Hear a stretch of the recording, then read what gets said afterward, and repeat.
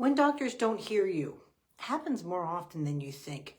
When you're advocating for yourself, that's one thing, right? But no matter what, when we're advocating for ourselves or for our children, we're thinking that the person walking into the room suddenly has a crystal ball over us and they're going to tell us what's wrong.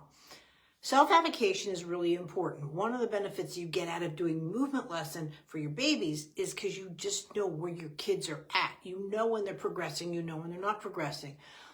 Even though 1/3 of our children are in trouble right now around the world, meaning some sort of services, special needs, go look it up if you don't believe me. I think most professionals walk in and unless it's very obvious, fever, bleeding, things like that, they're not looking further. When they finally found my son's infection of Haemophilus influenza and staph that he had for 3 years, and don't even get me started, they were like, do you know how much pain he was in?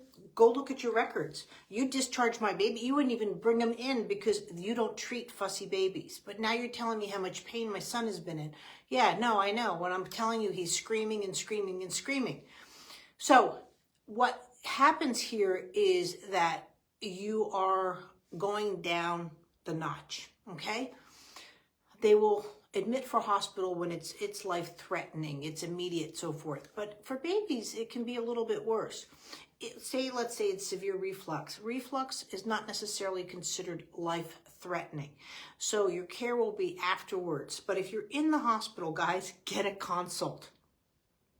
If you think there's something wrong, oh, I'm not sure if my baby's breathing okay, whatever. Again, then get a pulmonologist in there. If you think that your child can't swallow well, get a combo of gastroenterology and ear, nose, and throat. You know, you can have enlarged adenoids. There's so many things that can be going on inside a baby that they're not necessarily looking for. Has your child been examined for hernias? Have they been scoped? What's going on? Because here's one of the secrets. If you have an inside consult at the hospital, then you're now established care with that doctor. If you leave the hospital and you've only dealt with the hospitalist, which again is a great doctor, I'm not trying to say that nobody's doing their job, but what I'm saying is my son, and again, people say, oh, that's rare. My son was scoped, surgeries, you name it. They never sent out his head to culture. They took out his adenoids and threw it in the garbage. They didn't send it out to pathology. That alone, I should have taken down Phoenix Children's Hospital for lack of procedure, much less the doctor who did it. That I won't mention names, but still, don't get me started. So I'm at top doctors. I went through Tucson, Phoenix, San Diego, but you know what? It takes that one doctor that walks into the room and goes, I think your kid has blah, blah, blah. Or I think your kid's suffering from this. Or your child might have this. And then bam, all of a sudden things start rolling. 4 ear, nose, and throats later. 5 surgeries later, finally getting to the right doctor that said, I thought he was actually going to throw us out because 2 surgeons are buddies. And they usually don't, if you're already with one person, they're not going to step on toes. He goes, I would have been a little bit more aggressive. And we're like, done, do it. And that's when the doors came busting open with infectious disease that my son has Haemophilus influenza. By the way, he got vaccinated from it. That's where he got it from. So don't say he should have been vaccinated from. That's where it might happen at 13 months. But they did not discover it till he was 4. And so when you are working with your child, right, you've got to start checking off. If you're in the hospital, get a consult with anyone who will listen to you, right? Because if they don't catch it, when it's happening necessarily, especially if it's seizures or reflux and so forth, they might not see the severity that you're seeing at 10 o'clock at night versus 2 o'clock in the afternoon or something to that effect. And then that's where you need to work on. It might be frustrating. I went through 26 doctors. My son has just had his 30th surgery. And he's 21 now. And this is why I do YouTube. This is why I'm blasting right now, because now I'm talking as a mom, not at Michelle as movement lesson, but I cannot express enough. This is your child. They can't talk. This is your baby. They could be in trouble and you need help. You just have to start banging on doors. And if that one closes, I had about 6 doctors out of the 20 some say, kid's really sick, but I don't know what's wrong. So at least I felt validated. But I think for the most part, most people thought that it's not Munchausen's, but they thought that I couldn't handle the autism and I wanted a medical reason. I'm like, guys, I can handle the autism. My son's sick. Two separate issues. My son one time had a 22,000 white count. I was married at the time, and I could hear his dad in the hallway going, should we go to St. Jude's? And he's like, yeah, that's more around 30,000. We have a little bit more time. I'm like, they're discussing leukemia over my kid, and I'm still not running a test. So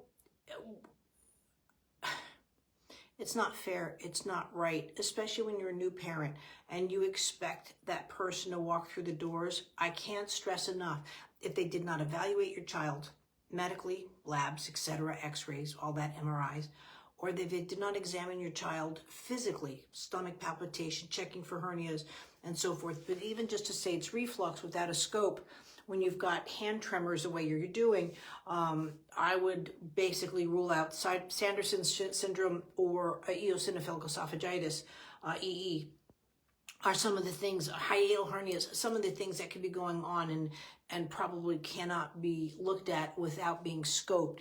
Obviously, those have to be scheduled. They're not going to do an emergency scope. Again, child's not failure to thrive, good eye contact, not stressing a fever. And that was the thing is with me, well, he doesn't have a fever. Well, did you not learn in college that no immune system means no fever? So my son actually has no immune to bacteria. He's polysaccharide AB deficient. I IV him every week. Most people think, they see him walking around and that he's fine. If he doesn't get his medication, he will pass. He could die of an infection fingers. We got it under control. We have a medicine that works for him. No big deal. But again, if you don't have it under control, that's where the stress is coming from. And also for babies, that's where the lack of development comes from. If your child has bad reflux, let's say, they're not going to want to roll over because their stomach hurts. You know what I mean? Like, it's just uncomfortable. And so hang in there. It's not right. It's not fair. I'm not a doctor, but I've been more around the block than most people need to, and so has Aaron. So at least we understand what it's like to be advocates for our children. But you can't negate development too. And I know some people say, well, I'm not getting the results I want out of movement lesson, because you really don't realize yet that there could be an underlying condition. And again, this is where you're at the best place for optimal development, whether your child's okay or not, right? And so, but the best part about being in this realm of optimal development is because when things aren't going right, you can be much more proactive. People think that I was Michelle Turner from the day my son got sick. I had to learn me, just like you guys are learning how to be you. It's not easy, it's not fair, and you can say all you want, and you can't crawl under the covers. This is game on. And I was just watching an interesting interview today with Michael Phelps, and he said, what's the difference of elite athletes and so forth? He goes, we all want to just stay in bed. We all just want to pull the covers over our head. But if you can find that one thing that gets you out of bed, or the one thing that you have to get out of bed for, and you get out of bed, that's what makes you top notch. And this is what this is doing for you as parents. It's making you top notch, whether you like it or not. But it's going to be okay. And hopefully you have a place where you can vent, and that's what venting is for, just like I'm doing now. But please, if you have doubts in the care for your child, I don't care what it is, from someone babysitting your child all the way up to a professional at some level, it's okay to get a second opinion. It's okay to get the 15th opinion. I'm not saying this happens all the time, but it can happen. It happened to me. I don't want it to happen to you, right? Nobody should go through what my son's got. That's not about me. Nobody should go through what my son went through. And nothing should go through what your baby's going through. And so it's not venting, right? It's taking charge. And sometimes those feelings are a little bit uncomfortable to learn how to go, as they call the mommy bear or the daddy bear kind of thing. Those feelings are uncomfortable because you're not used to saying, hey, I don't agree with what you're saying.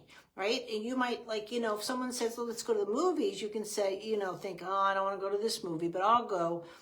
But this is different. And like I said, these feelings are different, and they can be uncomfortable, but you have a right to say them. Give yourself the right to say them. If not, start with here in the group, and then build it up where you can say it in person, right? And that's how you're going to get the medical treatment sometimes that your child deserves and you deserve. Thanks.